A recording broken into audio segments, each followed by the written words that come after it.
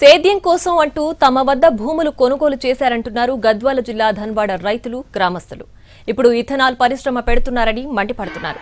ఆ భూములన్నీ నీటి వసతి ఉన్న సారవంతమైనవని అధికారులు ప్రజాప్రతినిధులకు తమ గోడు చెప్పుకున్నా పట్టించుకోవడం లేదని ఆవేదన వ్యక్తం చేస్తున్నారు.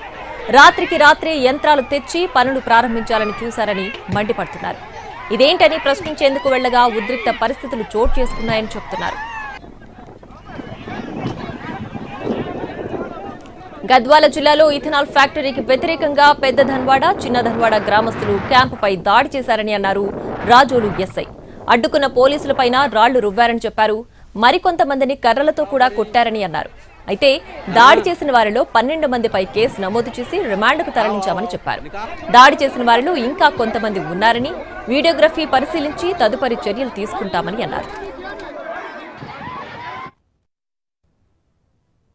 గ్రామంలో ఇథనాల్ ఫ్యాక్టరీకి వ్యతిరేకంగా పెద్ద ధన్వాడ గ్రామస్తులు, అదేవిధంగా చిన్న ధన్వాడకు సంబంధించిన గ్రామస్తులు అందరూ కూడా వాళ్ళు సహనం కోల్పోయి క్యాంపు పైకి దాడి చేసి పెట్రోల్తోనూ అదేవిధంగా కర్రలు తీసుకొని, కారం పొడులు తీసుకొని వచ్చి దాన్ని డ్యామేజ్ చేయడం జరిగింది.